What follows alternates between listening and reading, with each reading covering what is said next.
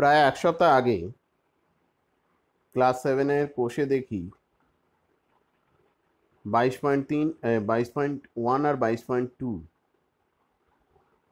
অর্থাৎ সমাধান সমীকরণ গঠন এবং সমাধান অধ্যায়ের, এটা আমাদের সিলেবাসের শেষ অধ্যায়। এই প্রথম দুটো অধ্যায় নিয়ে আমরা আলোচনা করেছিলাম, করার জন্য সময় দিয়েছিলাম। অনেকে না হলেও কিছুজন কাজ করে পাঠিয়েছো। তো আজকে আমাদের আলোচনার বিষয় হচ্ছে 22.3 আর 22.4। এই দুটো ক্ষেত্রে কিভাবে করব এটা প্রথম দিনই আমরা বলে দিয়েছিলাম। তার মধ্যে আমরা শিখেছিলাম ধ্রুবক রাশি কাকে বলে, চলরাশি কাকে বলে, একঘাত সহ সমীকরণ কাকে বলে, একঘাত একচল যুক্ত একঘাত একচল যুক্ত সমীকরণ কাকে বলে, একঘাত একচল যুক্ত দ্বিচল যুক্ত একঘাত দ্বিচল যুক্ত সহ সমীকরণ কাকে বলে, এগুলো আমরা জেনে এসেছি এবং সমাধান করার যে বিশেষ পদ্ধতিগুলো সেগুলো শুনে এসেছি প্রথম দিনের ভিডিওতেই আমরা জেনেছি। তো আজকে আমরা 22.3 এবং সরাসরি 22.4-এর কিছু অঙ্কের করার পদ্ধতি দেখব, যার মাধ্যমে আমরা সম্পূর্ণ অঙ্কগুলো আগামী 5-6 দিনের মধ্যে সম্পূর্ণ করবে। বইয়ে যা অঙ্ক আছে 22.3 এবং 22.4-এ করার পরে আগামী সপ্তাহের একবারে প্রথমের দিকে আমি এর পরীক্ষা নেব সমীকরণ গঠন এবং সমাধান অধ্যায়। তো বাড়িতে ভালো করে অনুশীলন করবে এবং এই দুটো অধ্যায় অনুশীলনী সম্পূর্ণ করে আমাকে পাঠাবে। তো চলো শুরু করা যাক। প্রথমে যে বিষয়টা নিয়ে আমরা কথা বলবো সেটা হচ্ছে কোষে দেখি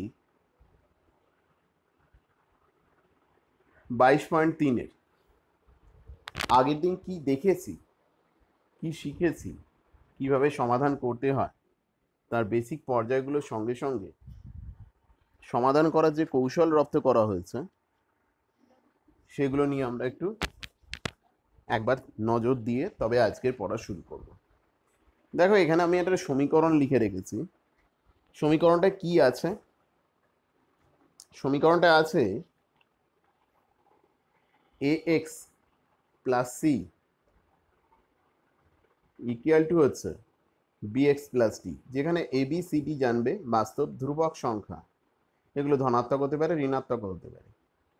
তো এর যদি আমাকে কেউ বলে এখান থেকে অজানা একঘাতে যে চলরাশিটা রয়েছে এক্স, এর মান বার করতে, আমরা আগের দিন শুনেছি যত জায়গায় ছড়িয়ে ছিটিয়ে যার মান বার করতে হবে, অর্থাৎ এক্স অজানা রাশিটা, তো এই এক্সের যে মান বার করতে হবে এটা যত দুদিকেই ছড়িয়ে ছিটিয়ে থাকলে তাকে একদিকে করতে হবে প্রথমত এবং একা করতে হবে। সেই কথাগুলো মাথায় রেখে আমরা কি করলাম, ডান দিকে রয়েছে বিএক্স, তাকে আমি বাঁ দিকে নিয়ে এলাম। এই প্রক্রিয়াটাকে বলা হয় পক্ষান্তর প্রক্রিয়া এবং আগের দিন আমরা শুনেছি এর ফলে বাঁ দিকে আসার সময় কি হবে, ওর চিহ্নের পরিবর্তন ঘটবে। আসলে এটা দুদিক থেকেই বিএক্স বিয়োগ করা হয়েছে, সেই স্টেপ আমরা দেখাবো না, এটা আগের দিন দেখানো হয়েছিল। তাহলে এই বিএক্সটা যেই বাঁ দিকে চলে এলো চিহ্ন পাল্টে গেল, আর সংখ্যা যেটা ধ্রুবক পদ রয়েছে প্লাস সি, তাকে আমি ডান দিকে নিয়ে চলে গেছি, মাইনাস সি করা হয়েছে। তাহলে এখানে পক্ষান্তর প্রক্রিয়া করা হলো এবং ডান দিকে লিখলাম এটা। 7-8 পর্যন্ত এগুলো আমরা লিখবো, 8 পর্যন্ত। তারপর 9-10 থেকে এগুলো অনায়াসই করতে পারে, তখন এসব লেখার দরকার হয় না। তাহলে এই দুটো পদের মধ্যে এক্সটা আমাদের কমন যাচ্ছে, নিয়ে নেওয়া হলো। ব্র্যাকেটের মধ্যে পড়ে রইল দুটো ধ্রুবক সংখ্যা এ আর বি, এ মাইনাস বি, আর ডান দিকে পড়ে রইল ডি মাইনাস সি। এবার আমি কি বলেছি, এক্সকে একা করতে হবে, কিন্তু এক্স এর সঙ্গে গুণ হিসেবে কে রয়েছে, এ মাইনাস বি। তাহলে এক্সকে একা করতে গেলে এই এ মাইনাস বি দিয়ে এই প্রথম গোটা পদটাকে আমাকে গুণফলটাকে ভাগ করতে হবে। সে কারণে আমি দেখিয়েছি উভয় পক্ষকে এ মাইনাস বি দিয়ে ভাগ করেছি। 7-8-এ এই কথাটাও লিখতে হবে। তাহলে করার পরে আমরা কি পেয়েছি, ডি মাইনাস সি, এ মাইনাস বি দিয়ে এদিকে ভাগ করেছি। এদিকে ভাগ করার পরে বাঁ দিকের এই সংখ্যা দুটো কেটে গেছে। মাথা রাখবে এই কেটে যাওয়া তখনই সম্ভব যদি লব আর হরে যাদেরকে কাটছি তারা যদি অশূন্য সংখ্যা হয়। যদি এরা শূন্য সংখ্যা হয় কোনোদিন এদেরকে কাটা এইভাবে সম্ভব নয় এবং অঙ্কটারও কোনো অস্তিত্ব থাকবে না। তাহলে সমাধান করে কি পাওয়া গেল, D minus C by A minus B. তো আমরা এরকমই কিছু অঙ্কের হিন্টস দেখে নেব 22.3-এর। তো একের দাগের একেবারে 6-এর অঙ্ক থেকে আমি শুরু করছি, কারণ এখানে তো এটা উদ্দেশ্য নয় যে সমস্ত অঙ্কের উত্তর বলে দেওয়া। যে কটি অঙ্ক দেখাচ্ছি তার মাধ্যমে পদ্ধতিটা অনুধাবন করে সমাধান করো। তাহলে এখানে ভেবে নাও, প্রতিটা অঙ্কের মধ্যে একটা গল্প আছে, তোমাকে সেই গল্পটাকে অনুসরণ করতে হবে এবং লক্ষ্যটা স্থির করতে হবে। তো আমার এখানে চলরাশি কোনটা? ওয়াই। এর মান বার করবো, তার মানে এর সঙ্গে যুক্ত হয়ে রয়েছে +5, একে এলিমিনেট করব বা তাড়াবো। তার সঙ্গে 7 গুণ হয়ে রয়েছে, তাহলে প্রথমে যোগ বা বিয়োগ আকারে যে রয়েছে তাকে বাদ দিতে হবে, সরাতে হবে, তারপরে যে গুণ বা ভাগ হিসেবে রয়েছে তাকে সরাতে হবে। তো এই দুটো হচ্ছে স্টেপ। 5কে সরাবার জন্য আমি কি করেছি? পক্ষান্তর প্রক্রিয়া করে এটাকে ডান দিকে নিয়ে চলে গেছি। তারপরে কি করেছি? উভয় পক্ষকে 7 দিয়ে ভাগ করে 7 যে গুণ ছিল সেটাকেও বাদ দিয়ে দিয়েছি। নির্ণেয় সমাধান বেরোলো 5। দুটো কথা অবশ্যই কিন্তু খেয়াল করে লিখবে। আমরা চলে আসি এর পরের পেজ।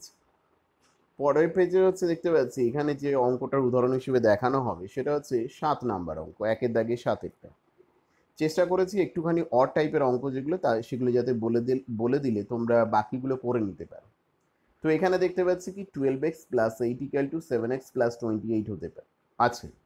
এটা হতে পারে যে আমার এই বইয়ের সঙ্গে যেহেতু একটু পুরনো, তো এই কপির সঙ্গে তোমাদের কাছে যে বই আছে তার অঙ্কের সিরিয়াল নাম্বার চেঞ্জ হলেও হতে পারে। তো বলছে মাঝখানে এই যে সমান চিহ্ন আছে তো একটা তাৎপর্য আছে, সেই তাৎপর্য রেখেই আমি কি করছি, আমার মাথায় রাখতে হবে তাহলে সমাধান করবো, তার মানে এক্স এর মান বার করবো। তাহলে দুদিকেই এখানে এক্স সম্বলিত রাশি আছে। আমাদের যা শেখানো হয়েছে যার মান বার করবো সাধারণত তাকে বাম দিকে নিয়ে চলে আসবে। তো এখানে দু জায়গায় এক্স রয়েছে, তাদেরকে বাম দিকে আনছি, আর ধ্রুবক পদগুলোকে আমি ডান দিকে নিয়ে চলে যাব। তাহলে 7x-কে নিয়ে এলাম বাম দিকে, আর 8-কে নিয়ে গেলাম +8-কে ডান দিকে। সঙ্গে সঙ্গে এদের চিহ্নের পরিবর্তনও ঘটে গেল। তাহলে বাঁ দিকে পেয়ে গেলাম 12x আর 7x বিয়োগ করে 5x, আর এদিকে 28 - 8 করে পেয়ে গেলাম 20। এবার দেখতে পাচ্ছি এক্স এর মান বার করতে গেলে তার সঙ্গে গুণ হিসেবে 5 রয়েছে, তার মানে 5 দিয়ে গোটা 5x-কে ভাগ করতে হবে দুদিকেই। একদিকে করা যায় না, কেন? এই চিহ্নটা আছে, সমান চিহ্নটা। গুণ বা ভাগ যা করব দুদিকে একই করতে হবে, যোগ বা বিয়োগ যা করব দুদিকে একই, দুটো পক্ষে। তবে হ্যাঁ, মাথায় রাখবে এরকম কখনো সম্ভব নয়। মনে করো এদিকে আছে x + a আর ওদিকে আছে 2x + b আছে। তার মানে আমি কি করলাম, এমন একটা সময় এলো, আমি কি করলাম, এক্স এর মান বার করার জন্য ধরো বাই চান্স আমি 2 দিয়ে ভাগ করে দিয়েছি, বাঁদিকে 2x-কে 2 দিয়ে ভাগ করে দিয়েছি, এদিকে পুরোটাকে 2 দিয়ে ভাগ করছি। এটা সম্ভব কি? কখনো না। ভাগ করতে গেলে কি করতে হবে? গোটা পক্ষটার সঙ্গে ভাগ করতে হবে, গুণ করতে গেলেও তাই। তো এখানে তো এরকম যোগ বা বিয়োগের আকারে কিছু নেই, একটাই পদ আছে 5x, তাহলে তাকে পুরোটাকেই করা মানে গোটা বাম পক্ষটাকে 5 দিয়ে ভাগ করা হলো। এবং নির্ণেয় সমাধান কি পেলাম? x = 4। যদি এখানে অতএব দিয়ে বা সুতরাং দিয়ে লিখে ফেলো তাহলে আর নিচে এটা না লিখলেও হবে, একেবারে সরাসরি এখানেই মিটে গেল, x = 4, অতএব x = 4, বা নির্ণেয় সমাধান x = 4 নিচে লিখতে পারো। ভেবে দেখো তো এই দুটো কোশ্চেন মার্ক দেওয়ার জায়গায় তুমি কি লিখবে? প্রথমে দেখো এখানে যেহেতু পক্ষান্তর ঘটেছে তাহলে এই জায়গায় লিখবো পক্ষান্তর করে পাই। আর এখানে কি লিখবো? হ্যাঁ, উভয় পক্ষে 5 দিয়ে ভাগ করে পাই। 1-9টা দেখো, এখানে দেখতে পাচ্ছি ডান দিকটা শূন্য করা আছে, কিন্তু বাম দিকে দু জায়গায় এক্স রয়েছে। আমি এটাকে সিম্পলিফাই করলাম, সরলীকরণ করলাম, ব্যাকেট তুলে দিয়েছি। তুলে দেওয়ার পরে এখানে এই সংখ্যাটা কি বসবে নিজেরা বসাও, 4 দুগুণে 8, 4 6 24। তাহলে আমি এখন এক্স যাদের মধ্যে আছে সবাইকে একদিকে যদি করি, এখানে 5x রয়েছে, এখানে পাবো কি 4 দুগুণে 8x, তাহলে 4 আর 8 একই দিকে আছে, যোগ করে কি পাবো? 5 আর 8, তাহলে এটা 13 হবে এখানে ফাঁকা জায়গাটা। একমাত্র এখানে 15 যেটা আছে সেটা চলে গেল কোন দিকে? ডান দিকে। আর এখানে 24টাও কোন দিকে চলে গেল? ডান দিকে। দুটোই ঋণাত্মক হয়ে যাবে, তাহলে -24, এটা 6 9, আর হচ্ছে -15 15। তাহলে বুঝতেই পারছো -24 -15 মানে -39, এখানে 39 বসাবে। আর এখানে বসানো আছে তোমার কত? 5x আর 8x, 13। তাহলে -39/13 হয়ে গেল কত?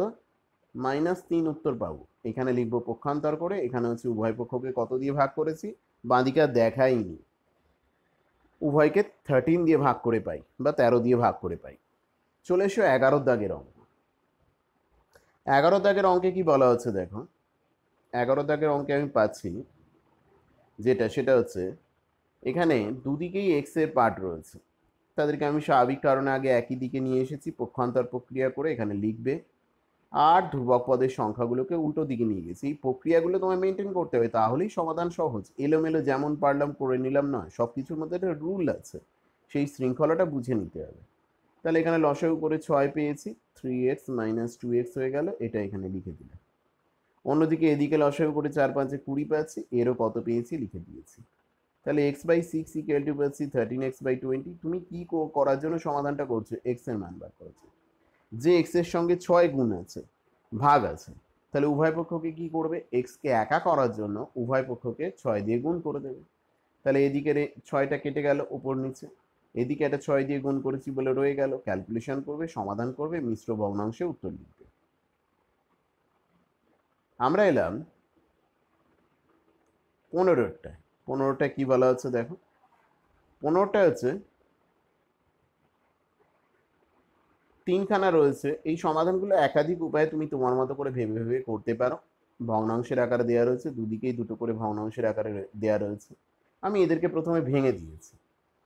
কেউ ইচ্ছে করলেই 16 আর 8 যাদের নিচে আছে তাদেরকে একদিকে করেও করতে পারো, যেভাবে ইচ্ছে যুক্তিপূর্ণ যে কোনো পদ্ধতিতে করতে পারো। তাতেও যে খুব একটা সহজ হবে বা ছোট হবে এরকম খুব একটা ব্যাপার নেই। তো আমি কি করেছি, যেমন আমরা শিখেছি 3x + 1 দুটোকেই 16 দিয়ে ভাগ করা হচ্ছে, তার মানে কি হবে? 3x/16 হবে, আর প্লাস হবে 1/16। তো এটা আমি করেছি এইভাবে, প্রতিটা পদকে ভেঙে দিয়েছি। 2x/7 - 3/7, একইভাবে ডান দিকে x/8 3/8। এইখানে যে মাইনাস আছে আর এই যে ডিভাইডেড লাইন, এই ডিভাইডেড লাইনটা ব্র্যাকেটের মতো কাজ করে। তাই যদি হয় তার মানে সেইভাবে লিখেছি, ভেঙে দিচ্ছি যখন 10 দিয়ে ভাগ করে 1/10 - 3x/10। তাহলে বাইরে কিন্তু মাইনাস রয়েছে, যেই ব্র্যাকেট তুলে দিয়েছি এদের চিহ্ন উল্টো হয়ে গেছে। যে যে রাশিগুলোর মধ্যে এক্স রয়েছে তাদের সবাইকে চিহ্ন বিপরীত করে উল্টো দিক থেকে নিয়ে এসেছি, বাম দিকে নিয়েছি। এখন শুধুমাত্র অজানা রাশি আমাকে আস্তে আস্তে জড়ো করতে হচ্ছে। অজানা রাশি এক্স এর মান বার করব, সব এক্স একদিকে করব, তারপর সেখান থেকে ধ্রুবক পদগুলোকে উল্টো দিকে করব, করে সমাধান করে মান বার করতে হবে। ক্যালকুলেশন নিজেরা করে দেখবে। লসাগু করেছি, লসাগু করে এখানে 560 করে বেরিয়েছে, ক্যালকুলেশন করেছি, করে এটা পাওয়া গেছে। এই 560টাকে আমি বইয়ে বেড়াবো না, এখানে লিখবে। এই লাইনে আমি পক্ষান্তর করেছি, তার মানে এখানে পক্ষান্তর করে পাই বলে লিখতে হবে ডান দিকে বা নিচে। আর এবার যেহেতু দুটো দিকেই দেখতে পাচ্ছি 560 ভাগ আছে অশূন্য সংখ্যা, তার মানে দুদিকেই 560 দিয়ে গুণ করে দিলে কি হয়ে যাবে? এইটা বাদ চলে যাবে, পুরো রইল 27x = 359। এক্স এর মান বেরোবে 359/27। তার মানে এটা যদি মান বার করো কত বেরোবে? যা ক্যালকুলেশন করে মিশ্র ভগ্নাংশে পাবে তারা পূর্ণ 8/27। এটা কি?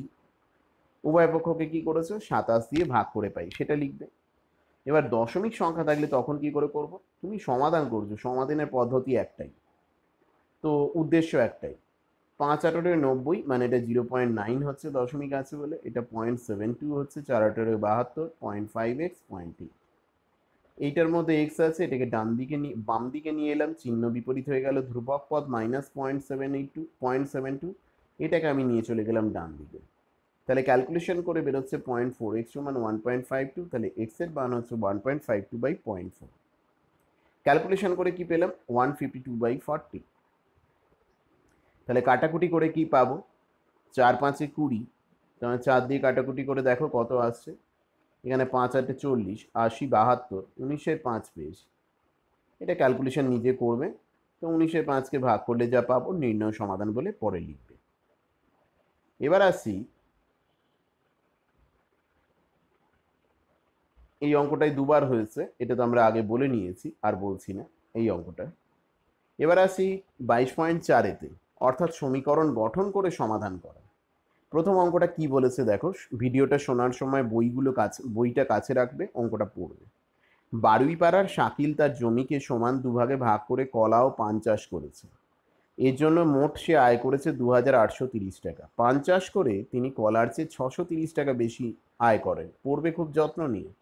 তাহলে তিনি পান চাষ করে কলার চেয়ে 630 টাকা বেশি আয় করেছেন। কলা চাষ করে তিনি কত টাকা পেয়েছিলেন। তো সাধারণত এরকম অঙ্কগুলোর ক্ষেত্রে যেটা বার করতে বলেছে ওটাকে ধরে নেবে। এখানে বলেছে কলা চাষ করে কত টাকা পেয়েছেন শাকিল, এক্স টাকা, ধরে নেওয়া হলো। তাহলে তিনি কলার পান দুটো মিলিয়ে চাষ করে কত টাকা পেয়েছেন, 2830 টাকা। প্রথম প্রথম তোমরা করছো, গুছিয়ে সুন্দর করে লিখবে, শর্টকাটে কিছু করবে না। তার মানে দুটো মিলিয়ে 2830 টাকা এবং শুধু কলা চাষ করে এক্স টাকা পেয়েছেন ধরে নিয়েছি। তাহলে বলতেই পারি পান চাষ করে কত পেয়েছেন, পান চাষ করে 2830 মাইনাস এক্স। তাহলে এটা হচ্ছে একটা আয়ের পার্ট, এটা হচ্ছে আর একটা আয়ের পার্ট। তার মানে বলছে এই পান চাষের আয়টা কি হচ্ছে, সরি হ্যাঁ, পান চাষের আয়টা হচ্ছে কলা চাষের থেকে কত বেশি, 630 টাকা। তাহলে আমি সমীকরণ বা সম্পর্কটা কিভাবে লিখব, পান চাষের আয় বিয়োগ কলা চাষের আয়। তার মানে এই বিয়োগফলটা কি ইন্ডিকেট করছে, বিয়োগফলটা নির্দেশ করছে পান চাষের আয়টা কলা চাষের থেকে কত বেশি। প্রশ্নে বলে দিয়েছে কত টাকা বেশি আয় করেছে, পান চাষে 630 টাকা। হয়ে গেল আমার সমীকরণ গঠন। তাহলে নির্ণয় সমীকরণটা কি হলো, এইটা। এবারে সমাধান করতে হবে। সমাধান করে ব্র্যাকেট তুলে -x 2x হয়েছে -2x, আর এখানে 630। আমরা এই পদ্ধতি অনুসরণ করছি, এখন প্রথম শিখছি বলে অজানা রাশিকে সবসময় বাম দিকে রাখবো। তার মানে এটা নয় যে এরকম কোনো ম্যান্ডেট ব্যাপার রয়েছে, বাধ্যতামূলক ম্যান্ডেটারি বিষয় কিছু আছে। উঁচু ক্লাসে যখন যাবে তুমি দেখবে অনেক শর্টকাটে বিভিন্ন উপায় করতে পারছো, এত কিছু দেখাবার দরকার হয় না। কিন্তু আমরা ভুল করেও এখন সেই শর্টকাটের দিকে যাব না।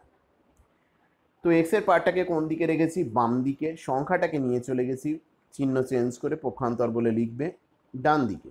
তাহলে যেটা আমি পেলাম, ক্যালকুলেশন করে দেখো পরের পাতায় কি পাওয়া যাচ্ছে। পরের পাতায় যেটা যেটা পাচ্ছি আমি, তো আগের পাতায় যেটা পেয়েছি দেখো একবার। আগের পাতায় পাওয়া গেল কি, এখানে দেখানো উচিত ছিল -2x, আর এখানে কি পাওয়া যাবে, -2200। তো দুদিককে কি করেছো, দুদিককে তুমি -1 দিয়ে ভাগ করে দিয়েছো বা গুণ করে দিয়েছো ধরো। তাহলে মাইনাসটা এলিমিনেট হয়ে গেছে। ওইভাবে তো সরাসরি মাইনাসটা কাটে না, নয় -1 দিয়ে দুদিকে ভাগ করেছো বা গুণ করেছো। তার মানে মাইনাসটা বাদ চলে গেছে, পড়ে রয়েছে কি, পড়ে রয়েছে যেটা সেটা হচ্ছে বাম দিকে পড়ে রয়েছে 2x, আর এটা 2200। আশা করি তোমরা পারবে। তাহলে 2x থেকে x এর মান, মানে x কে একা করবো, তার মানে 2 দিয়ে ভাগ করে দিয়েছি, এদিকেও করেছি। এখানে লিখবে যে উভয় পক্ষকে 2 দিয়ে ভাগ করে পাই। তাহলে তিনি কলা চাষ করে, এটাই ধরেছি আমি, এক্সট্রা ধরেছি, কলা চাষ করে কত টাকা আয় করেছেন, 1100 টাকা। যদি কোনো প্রশ্নে আমাকে বলে যে পান চাষ করে কত পেয়েছেন, তখন 2830 থেকে বিয়োগ করে দেবো। পরের অঙ্ক দেখো, দুয়েরটা বলছে কুমারদের আয়তাকার জমির দৈর্ঘ্য প্রস্থের 1.5 গুণ, আর কি বলেছে জমিটার পরিসীমা 400 মিটার। তাদের জমির দৈর্ঘ্য আর প্রস্থ বার করতে বলেছে। তো দেখো এটা হচ্ছে একটা আয়তক্ষেত্র, যার এডিটা হচ্ছে দৈর্ঘ্য, বিসিটা হচ্ছে দৈর্ঘ্য, আর এই দুটো বাহু হচ্ছে প্রস্থ। তো আমি ধরে নিয়েছি এখানে সুবিধার্থে, আমি ছবিতেই দেখিয়েছি, প্রস্থটা হচ্ছে এক্স মিটার। তাহলে অঙ্কের সম্পর্ক অনুযায়ী প্রস্থের 1.5 গুণ হচ্ছে, মানে 1 × 1 = 2, মানে 3-এর 2 গুণ। তাহলে কত হচ্ছে, সেটা হচ্ছে দৈর্ঘ্য। তাহলে দৈর্ঘ্যের মান কত হবে, 3x/2 মিটার। তার মানে দৈর্ঘ্য হচ্ছে 3x/2 মিটার, আর প্রস্থ হচ্ছে x মিটার। তার মানে আমি বলতে পারি ওর পরিসীমা কত। আমরা জানি পরিসীমার নিয়ম হচ্ছে 2 × দৈর্ঘ্য প্লাস প্রস্থ, একক। তাহলে দৈর্ঘ্যের জায়গায় বসিয়ে দিলাম কত, 3x/2, সঙ্গে হচ্ছে প্রস্থ x। এর যদি লসাগু করি কত পাবো, 2 পাবো। 3x যুক্ত 2x মানে কত হয়ে গেল, 5x, নিচে 2। তার মানে 5x/2 পেয়ে গেলাম। ক্যালকুলেশন করে কি হলো, 5x মিটার। কিন্তু বলে দিয়েছে এই যে পরিসীমাটা আমি বার করলাম সূত্র দিয়ে, এই গাণিতিক সম্পর্ক দিয়ে, বলছে অলরেডি এটার মান বলে দিয়েছে 400। তাহলে আমার সম্পর্ক তৈরি করে ফেলতে পারলাম, যা 5x তাই 400। তো এবার এখান থেকে x এর মান বার করবো, দুদিকে 5 দিয়ে ভাগ করেছি, x এর মান 80 বেরিয়েছে। এক্সটা আমি ধরেছি প্রস্থ, তার মানে প্রস্থের মানটা হলো 80। এবার আমি তাহলে দৈর্ঘ্যটা কি করে বার করব, এই যে প্রস্থটা পেয়ে গেছে 80, তার 1.5 গুণ মানে 3x/2, এটা কি হচ্ছে তোমার দৈর্ঘ্য। x এর মান 80 বসিয়ে দিলাম, ক্যালকুলেশন করে পেয়ে গেলাম দৈর্ঘ্য হচ্ছে 120। নিচে উত্তর লিখবো পরিষ্কার করে গুছিয়ে, যে জমির দৈর্ঘ্য হচ্ছে 120 মিটার আর প্রস্থ হচ্ছে 80 মিটার। এরপরে চলে এসো, আমরা আসছি 6 অঙ্কে। 6 অঙ্কের বক্তব্য কি দেখো। 6 অঙ্কে বলা হচ্ছে আমার ব্যাগে 5 টাকার ও 10 টাকার মুদ্রার সংখ্যা 20টি। মানে 5 টাকার কয়েন আর 10 টাকার কয়েন মিলিয়ে মোট 20টা মুদ্রা আছে। ব্যাগে কিন্তু এই 20টা মুদ্রার মোট অর্থমূল্য হচ্ছে 145 টাকা। তাহলে কটা কোন টাকার মুদ্রা আছে সেটা বার করতে হবে। যে কোনো একটা ধরে নাও। এখানে কেউ 10 টাকারও ধরতে পারে, 5 টাকার মুদ্রার সংখ্যাও ধরতে পারে। আমি ধরে নিয়েছি 5 টাকার মুদ্রা আছে কটা, 5 টাকার মুদ্রা আছে এক্সট্রা। মোট মুদ্রা কটা বলে দিয়েছে 20টা। তাহলে 5 টাকার মুদ্রা যদি এক্সট্রা হয় তাহলে 10 টাকার মুদ্রা বাকিগুলো, অর্থাৎ 20 মাইনাস এক্সট্রা। এবার ভেবে দেখো, তোমার কাছে যদি একটা 5 টাকার কয়েন থাকে, তার মানে তোমার কাছে ক টাকা আছে? 5 টাকা। এটা তার অর্থমূল্য। এরকম যদি এক্স খানা তোমার কাছে 5 টাকার কয়েন থাকে, তাহলে তোমার কাছে মোট কত টাকা থাকবে? 5x টাকা। একইভাবে ভাবো, তোমার কাছে যদি একখানা 10 টাকার কয়েন থাকে, তাহলে তোমার কাছে রয়েছে 10 টাকা। 20 মাইনাস এক্স খানা যদি 10 টাকার কয়েন থাকে, তাহলে তোমার কাছে কত আছে? এত টাকা। তাহলে তোমার কাছে দেখলাম 10 টাকাগুলো মিলিয়ে হচ্ছে এই টাকাটা, 5 টাকাগুলো মিলিয়ে হচ্ছে এই টাকাটা। এই দুটো টাকা যোগ করলে কি পেয়ে যাব? ব্যাগের মোট অর্থ, যেটা বলা আছে কত? 145 টাকা। তাহলে আমার সমীকরণ হয়ে গেল। এরকম বিভিন্ন উৎস থেকে পাওয়া তথ্যগুলোকে সম্পর্কিত করার নিয়মটাকেই বলা হচ্ছে সমীকরণ গঠন। একটা সম্পর্কের মাধ্যমে তাদের সাম্যতা রক্ষা করা, সমান দেখানো। তাহলে এটা হচ্ছে 5 টাকার কয়েনগুলো মিলিয়ে যে টাকা পেয়েছি, এটা হচ্ছে 10 টাকার কয়েনগুলো মিলিয়ে যে টাকা পেয়েছি, দুটোর যোগফল 145। আমাকে এখান থেকে এক্স এর মান বার করার জন্য আগে সিম্পলিফাই করে দিলাম, ব্র্যাকেট তুলে দিলাম, না হলে এক্সগুলোকে একসাথে করতেই পারবো না। 10 দিয়ে গুণ করা হয়েছে, এখানে 10x পেয়েছি, এখানে 5x, বিয়োগ করে হলো -5x, আর এই 200টাকে নিয়ে চলে গেছি ডান দিকে, পক্ষান্তর করা হয়েছে।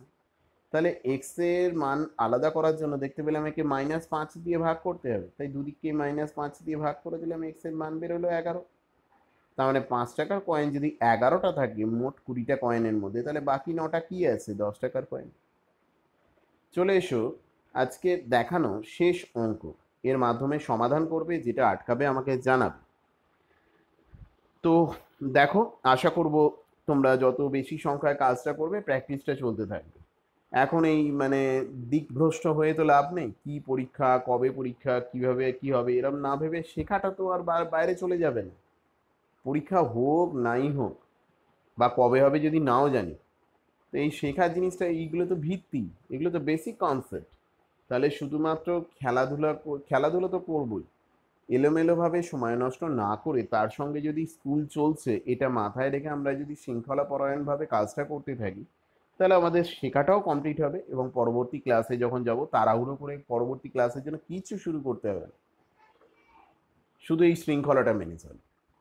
আটেরটা কি বলেছে দেখো, চঞ্চলবাবু তার বাড়ি তৈরির সময় কিছু টাকা ধার করেন, যার যে ধারটার 1/3 অপেক্ষা 2000 টাকা বেশি তিনি পরিশোধ করে দিয়েছেন। তাহলে যা ধার নিয়েছেন তার 1/3 প্লাস 2000 টাকা তিনি অলরেডি শোধ করে দিয়েছেন, কিন্তু এখনো যা শোধ করেছেন তার থেকেও 21,000 টাকা বেশি ধার রয়েছে। তাহলে তিনি কত টাকা ধার করেছিলেন? স্বাভাবিক কারণে আমাকে বলে দিয়েছে অঙ্কে, বুঝে নিতে হবে তোমাকে, অঙ্কের মধ্যেই কিভাবে করতে হবে পদ্ধতি বলে দিয়েছে।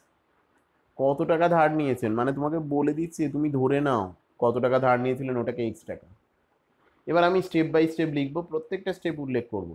তার ধারের 1/3 মানে কত হচ্ছে? x/3 টাকা।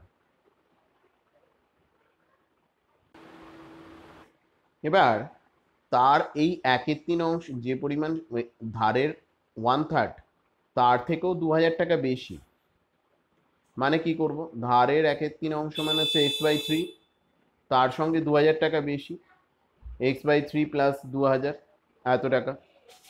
এবার তিনি ধার পরিশোধ করেছেন কত টাকা? তাহলে তিনি অলরেডি ধার পরিশোধ করে দিয়েছেন তার মোট ধারের 1/3 ভাগের থেকেও 2000 টাকা বেশি। তাহলে 1/3 ভাগ ইন এডিশন 2000 টাকা, এইটা তিনি শোধ করে দিয়েছেন।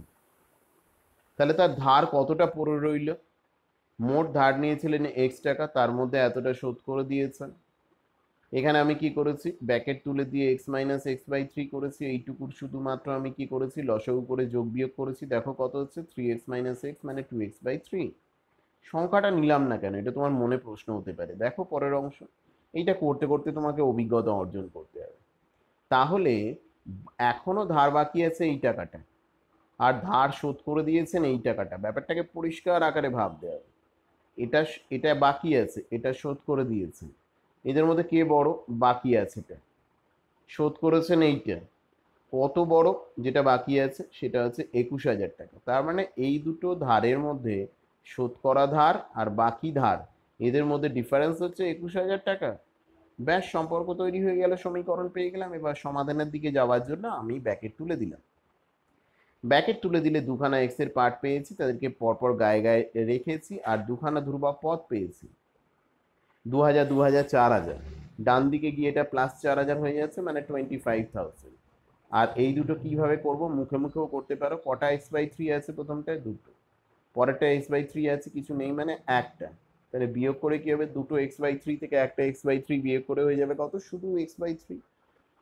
তাহলে x/3 মানে হচ্ছে 25,000। এক্স এর মান কত হয়ে যাবে, 25 ইন্টু 3,000। 25,000 ইন্টু 3 মানে 75,000 টাকা।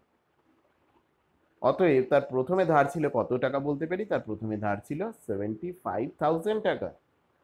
যেটুকু বুঝলে তার মাধ্যমে নিজে সচেষ্ট হয়ে এর পুরো সমাধানটা করো। আগামী মঙ্গলবার কি বুধবারের মধ্যে আমাকে মঙ্গলবারের মধ্যে আমাকে পুরো কাজটা জমা দাও নাম লিখে।